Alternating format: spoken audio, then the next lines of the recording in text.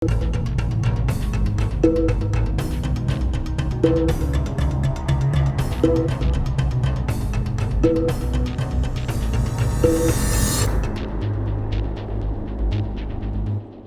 ওষুধের বাজার ৩০,০০০ কোটি টাকা ছাড়িয়েছে এবং সবচেয়ে আশার খবর হলো অন্তত ১৬৭টি দেশে বাংলাদেশের ওষুধ রপ্তানি হচ্ছে। অসুখের খরচ অনুষ্ঠানের আজকের আলোচনার বিষয় বাংলাদেশে ওষুধ শিল্পের অগ্রগতি। এ বিষয়ে কথা বলতে আমাদের সঙ্গে যুক্ত হয়েছেন Syed Omar Kabir, general manager, pharmaceutical business, Renata limited. সঙ্গে আরও আছেন Sajib Saha, group product manager, health care pharmaceutical limited. আপনাদের দুজনকে আমাদের সঙ্গে যুক্ত হওয়ার জন্য আন্তরিকভাবে অভিনন্দন জানাচ্ছি। Thank you. আমি প্রথমেই সৈয়দ ওমর কবির আপনার কাছে জানবো যে আমরা আসলে ওষুধের এই বাজারটা কোথায় ছিল আর এখন কোথায় এসে পৌঁছেছে একটু সংক্ষেপে যদি বলেন। Initially, post 1971, 1972, Bangladesh was also dominated largely by multinational companies, right? But after the Drug Act was passed, এখানে একটা ভীষণ একটা momentum তৈরি হলো between domestic pharmaceutical companies. আর এখন, we're very proud to say that 98% of all medicines that are consumed in Bangladesh are produced domestically. So that means 98% of local demand is being catered to আমাদের local companies এর মাধ্যমে, manufactured locally. And I think that is a huge encouragement for the industry. আরেকটা জিনিস I think হলো বাংলাদেশে pharmaceutical companies have become more developed far more expertise in developing complex products. আমরা এখন মার্কেটে বিভিন্ন কমপ্লিকেটেড ইন্ডিকেশনের জন্য ইনজেকশন দেখতে পারি যেগুলো লোকালি প্রডিউসড। আমরা ইনহেলার টাইপ অফ প্রোডাক্ট মার্কেটে দেখতে পারি। সো আই থিঙ্ক দ্যাট আমাদের ফার্মাসিউটিক্যাল ইন্ডাস্ট্রি হ্যাজ শোন a tremendous amount of resilience and a tremendous amount of growth over the last 50 odd years of Bangladesh. আপনাকে অসংখ্য ধন্যবাদ।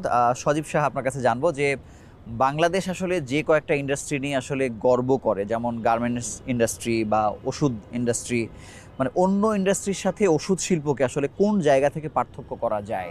প্রতিটি ইন্ডাস্ট্রি আসলে বাংলাদেশের ম্যাক্রো ইকোনমিক গ্রোথকে হেল্প করে।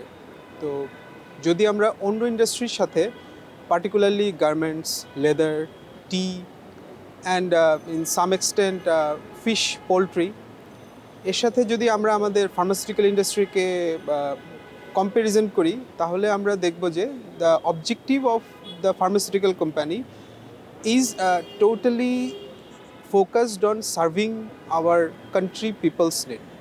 Let's see, আমাদের পপুলেশন গ্রো করছে। এই 20 crore পপুলেশনকে সার্ভ করার জন্য যে পরিমাণ ডিম্যান্ড জেনারেট হয়, এই টোটাল ডিমান্ডটাকে আমাদের এই ফার্মাসিউটিক্যাল কোম্পানি কভার করে।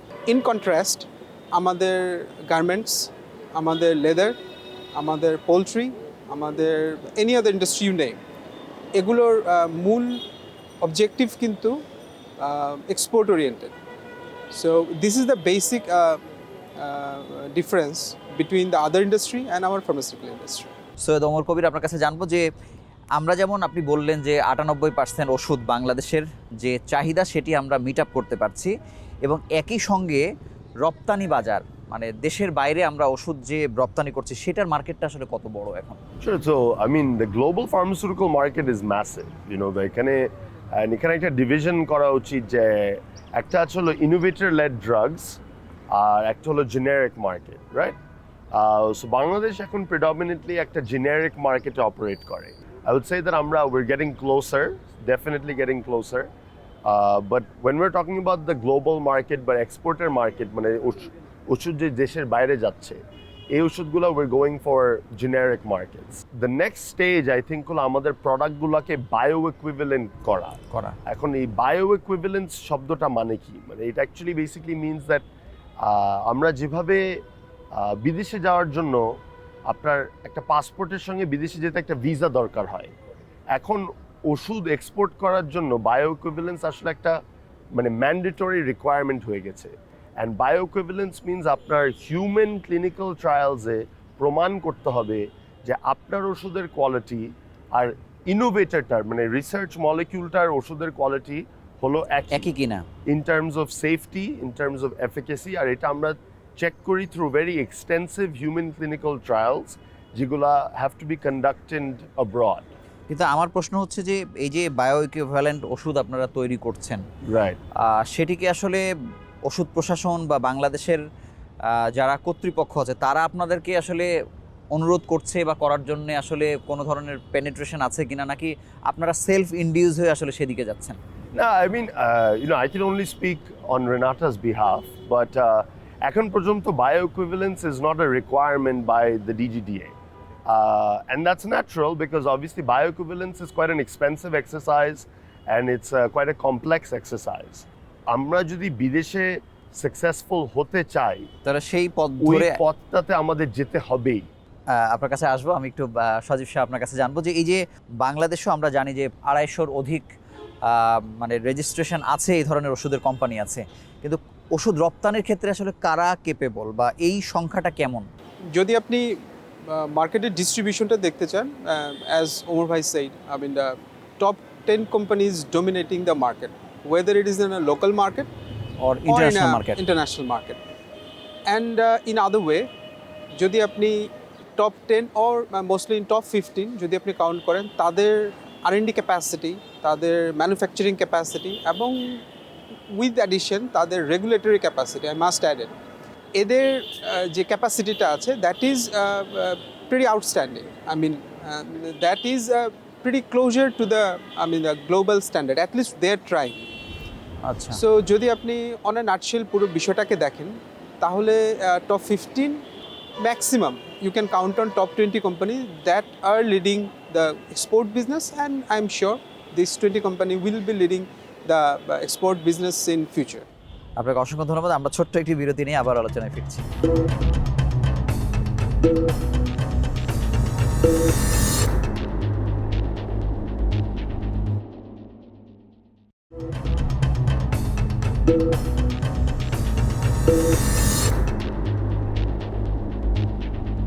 সৈয়দ ওমর কবির আপনার কাছে জানবো যে একটা ওষুধ দেশের বাইরে বা রপ্তানি মার্কেট ধরার জন্য যত ধরনের কোয়ালিটিস মেনটেন করে তারপরে সেখানে জায়গা করে নিচ্ছে, সেই একই ওষুধ যখন বাংলাদেশের মার্কেটে আপনারা সেল করছেন, তখন আসলে মানে এই নজরদারিটা নিজেদের পক্ষ থেকে আসলে কেমন হয়?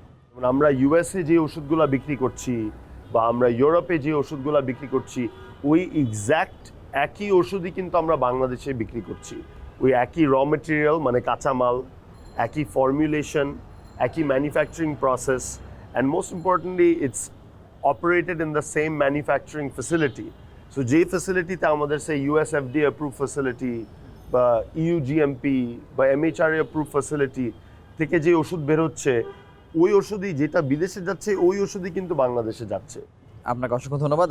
সজীব সাহেব আপনার কাছে জানবো যে আমি আলোচনার সঙ্গে একমত, তবে আমি জানতে চাই যে দেশের বাইরের প্রতিটা ওষুধ যেভাবে চেক হচ্ছে, রিচেক হচ্ছে, কোন জায়গা থেকে তৈরি হওয়ার পরে নানা রকম ব্যাপার আছে, বাংলাদেশের ওষুধগুলোকে আসলে ওইভাবে কি আসলে নজরদারির ভিতরে থাকে কি না, বা যদি দেখা যায় যে সেই ওষুধটা আপনার কোম্পানি না হয়ে হয়তো 50 বা 51তম কোম্পানি বা একদম শেষের দিকের কোম্পানি যখন তৈরি করছে কেউ, তখন তো সেই কোয়ালিটিটা সে মেনটেন নাও করতে পারে। ওষুধ উৎপাদনের প্রক্রিয়া, সেটা 1 নম্বর কোম্পানি হোক আর 50 নম্বর কোম্পানি হোক, প্রক্রিয়ার মান নিয়ন্ত্রণ এবং প্রক্রিয়ার উৎপাদন প্রক্রিয়া একটা ডকুমেন্টেড প্রসিডিওরের মাধ্যমে রান আউট করে।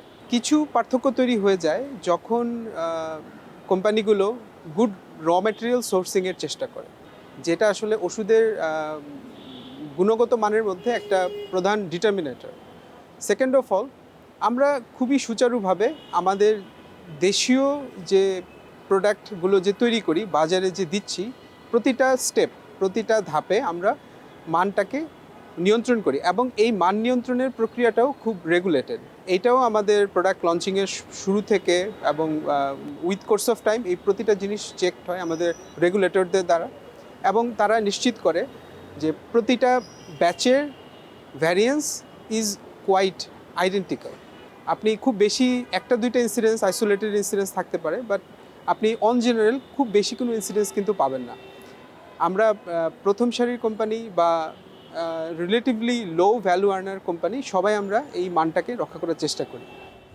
ধন্যবাদ সৈয়দ ওমর কবির। আপনার কাছে জানবো যে কাঁচামাল একটি অনেক বড় ইস্যু দামের ভিন্নতার ক্ষেত্রে, কিন্তু আমরা এও দেখি যে প্রথম সারির কোম্পানি যারা বা এক নামে যাদেরকে সবাই চিনে, তারা কাঁচামাল নিয়ে আসছে অবশ্যই কোনো ভালো সোর্স থেকে, কিন্তু এই কোম্পানিগুলোর মধ্যেই দামের হেরফের অনেক ক্ষেত্রে কিন্তু অনেক বেশি হয়ে যায়। মানে সেই হেরফেরটা আসলে কেন হয় সেটা জানতে চাই। Raw material pricing has become a large issue because this is related to আমাদের currency inflation, right? Because we're purchasing these raw materials primarily from outside of the country. And that's also because we want to maintain the highest quality standards of যে raw material আমরা কিনছি। So আমরা USDMF grade, CP grade এরকম raw material ব্যবহার করতে চাই। যখন আমাদের বিজনেসের ক্ষেত্রে raw material prices are increasing, some companies can be requesting to sell their medicine at a marginally higher price just to keep the business going. But largely আমি যেটা বলবো যে medicine in Bangladesh is one of the most affordable in the world. And the fact that আমাদের industry is being able to provide medicine at this quality level is a huge achievement for the country. যত বেশি bioequivalent ওষুধ তৈরি করতে পারবো এই দেশে, যেগুলো আগের থেকে হিউম্যান ক্লিনিক্যাল ট্রায়ালে যাচ্ছে before going to market, that is a way to certify year quality. Because the difference in pharmaceuticals is, you have regulatory bodies that function as a third eye. বটে। মানে একটা অন্য একটা এজেন্সি আপনার কোয়ালিটির উপর একটা চোখ রাখছে সবসময়। So there is always a check and balance there. আপনাকে অসংখ্য ধন্যবাদ। আমরা আরও একটি ছোট্ট বিরতি নিয়ে আবার আলোচনা ফিরছি।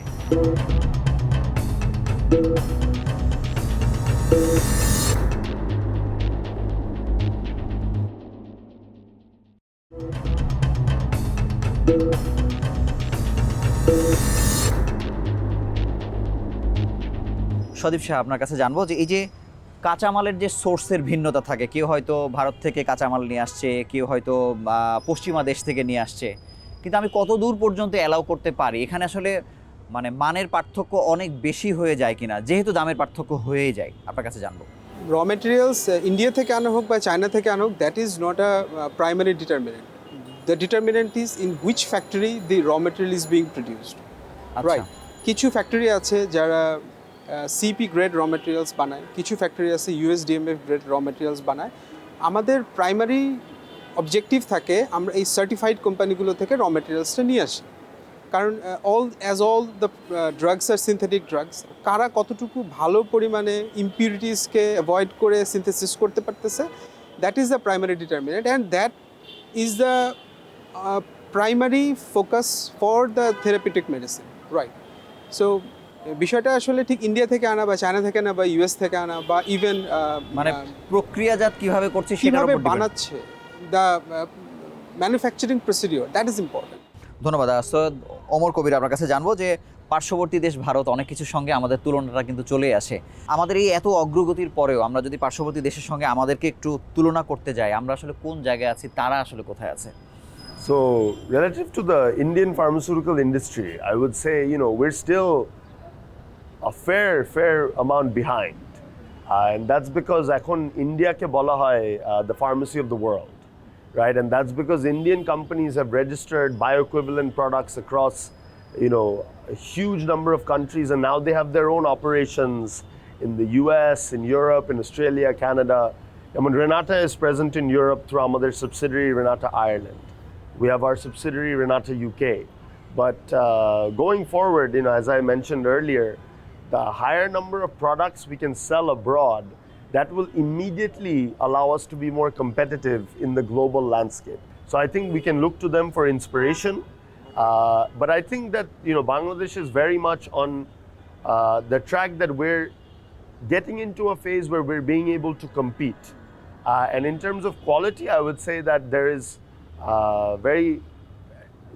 no difference between the medicine that an Indian company is supplying to the US, whereas the medicine that is a Bangladeshi company is supplying to the US, because effectively it comes down to that accreditation.